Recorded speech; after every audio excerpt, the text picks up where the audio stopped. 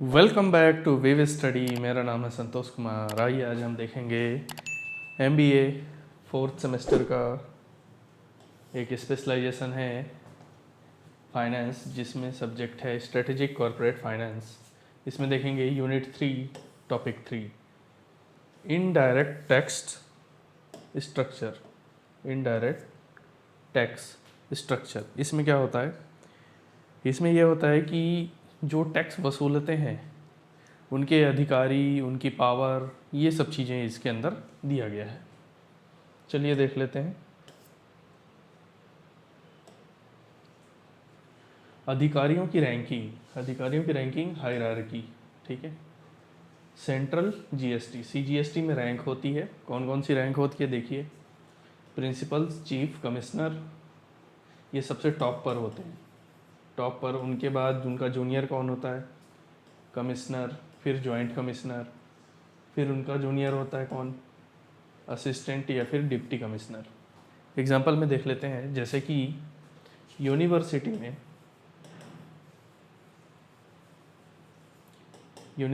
में चांसलर होते हैं, ठीक है। कौन? ये टॉप पर रहते हैं, ठीक है। फिर इनसे जो जूनियर होते हैं वो क्या रहते हैं? वाइस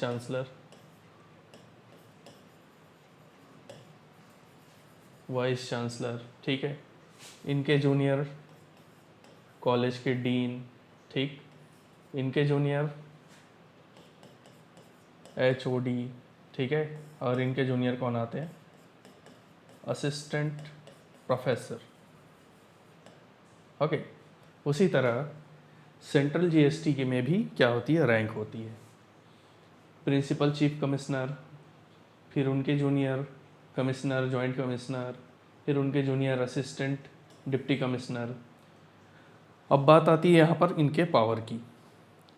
तो ये अपनी पावर प्रिंसिपल, चीफ कमिश्नर अपन किसको दे सकते हैं? अपने जूनियर को दे सकते हैं कि मेरी ये पावर है, ठीक है, आप जाओ ये काम करके आओ, ठीक है। कमिश्नर चाहे जॉइंट कमिश्नर, ये क्या कर सकते हैं? अपनी पावर अपने जूनियर को दे सकते हैं। और इसका उल्टा भी हो सकता है। डिप्टी कमिश्नर का काम इनके सीनियर भी कर सकते हैं, ठीक है। इनका काम ये भी कर सकते हैं। तो ये हायरार्की होती है इनकी, कि नीचे जो अधिकारी बैठे हैं उनका काम ऊपर वाला भी कर सकता है, ऊपर जो बैठे हैं अधिकारी उनका काम नीचे वाला अधिकारी भी कर सकता है, ठीक। जैसे यहाँ पर एचओडी है, एचओडी असिस्टेंट प्रोफेसर का काम कर सकता है, ठीक है। मतलब कुछ भी काम आ जाता है वो कर सकता है, ठीक है। असिस्टेंट प्रोफेसर एचओडी का भी काम कर सकता है, ठीक।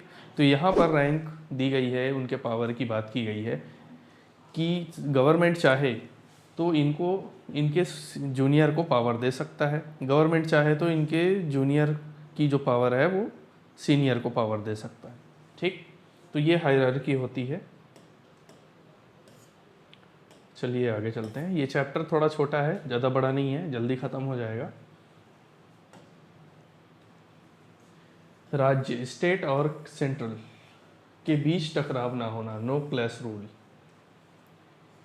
एक व्यापारी के टैक्स को चेक करने के लिए दो अलग अलग टीमें हैं। कौन सी? एक स्टेट जीएसटी और एक सेंट्रल जीएसटी।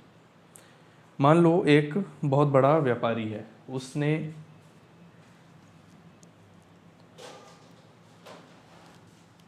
मान लो एक बिजनेसमैन है, ठीक है। इसने 50 लाख रुपए कमाया। कमाने के बाद ये क्या करता है? जीएसटी में घपला करता है। क्या करता है? जीएसटी में घपला करता है। तो इसके ऊपर कार्रवाई होने के लिए हमारे पास कितनी टीमें हैं? दो टीम हैं। कौन सी? एक स्टेट जीएसटी और एक central GST. State GST SGST, ठीक। और दूसरी टीम क्या है? सीजीएसटी, ठीक है। अगर इस बिजनेसमैन पर स्टेट गवर्नमेंट अगर कार्यवाही कर रही है तो सीजीएसटी बीच में नहीं आता है। सीजीएसटी बीच में नहीं आता है, मतलब सेंट्रल लेवल का अधिकारी बीच में नहीं आता है। क्यों नहीं आता है? ताकि व्यापारी बार बार परेशान ना हो सकता है इसने टैक्स भरा हो लेकिन इसका कोई सबूत ना मिल रहा हो। ठीक, एक बार जांच करने के बाद जब ये फाइल क्लोज हो जाती है, फाइल को क्लोज हो जाती है तो वापस ये दोबारा कोई दूसरा डिपार्टमेंट ओपन नहीं कर सकता है, ओपन नहीं कर सकता है।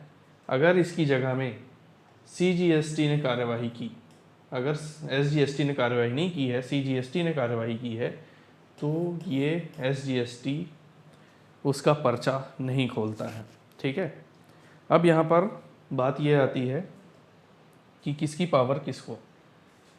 गवर्नमेंट चाहे तो सेंट्रल GST के अधिकारी की पावर, सेंट्रल GST के अधिकारी की पावर किसको दे सकता है, SGST को दे सकता है। ठीक, और गवर्नमेंट चाहे तो स्टेट GST की पावर किसे दे सकता है, CGST को दे सकता है। ठीक है, तो ये होता है स्टेट गवर्नमेंट और सेंट्रल गवर्नमेंट। मतलब कि इसमें जूनियर सीनियर नहीं देखा जाता, इसमें एक दूसरे के पावर को एक्सचेंज किया जा सकता है। ठीक है, ये हायरार्की होती है, ये पावर होता है, ये टैक्स का स्ट्रक्चर होता है। गवर्नमेंट इसको ऐसा मॉडिफाई कर सकती है। ठीक है,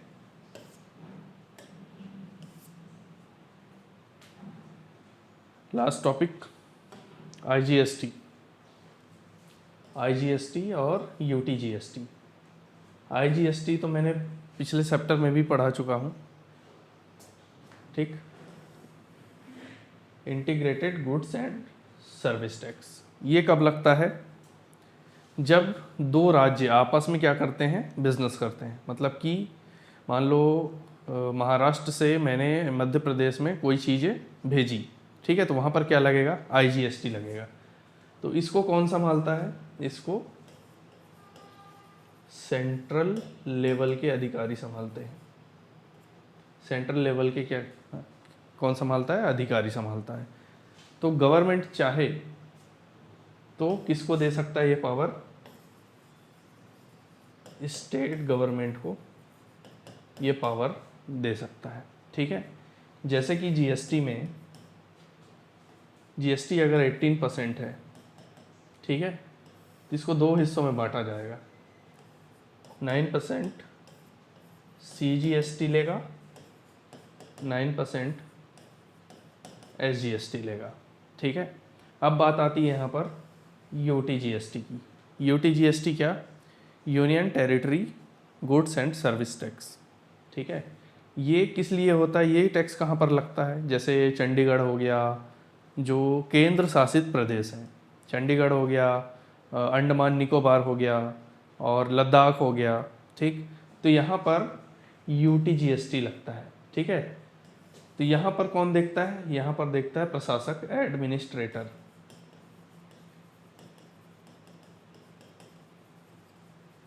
एडमिनिस्ट्रेटर, यहाँ पर ना कोई मुख्यमंत्री होता है ना कोई प्रधानमंत्री होता है। ठीक, इनके मतलब चंडीगढ़ में, अंडमान निकोबार में, लद्दाख में। ठीक है, लेकिन इसका कंट्रोल किसके पास रहता है, दिल्ली में रहता है। ठीक है, और यहाँ पर जब मुख्यमंत्री नहीं होता है तो कौन होता है, एडमिनिस्ट्रेटर होता है। मतलब कि वहाँ पर एक व्यक्ति चुना जाता है जो पूरे मतलब उस राज्य को संभालेगा।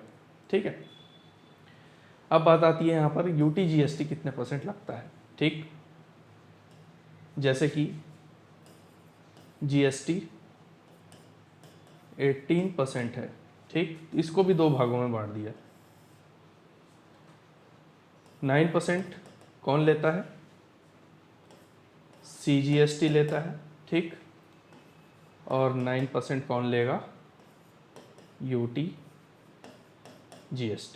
ठीक है, यहाँ पर इसका कोई रोल नहीं होता है, स्टेट गवर्नमेंट का यहाँ पर कोई रोल नहीं होता है। किसका रोल होता है यहाँ पर, 9% CGST, 9% UTGST।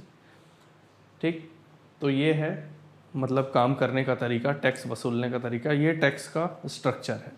ठीक, ये चैप्टर थोड़ा छोटा है, इसमें ज़्यादा टाइम नहीं लगेगा। ठीक, ओके, आई होप आपको ये समझ में आया होगा। Thank you so much.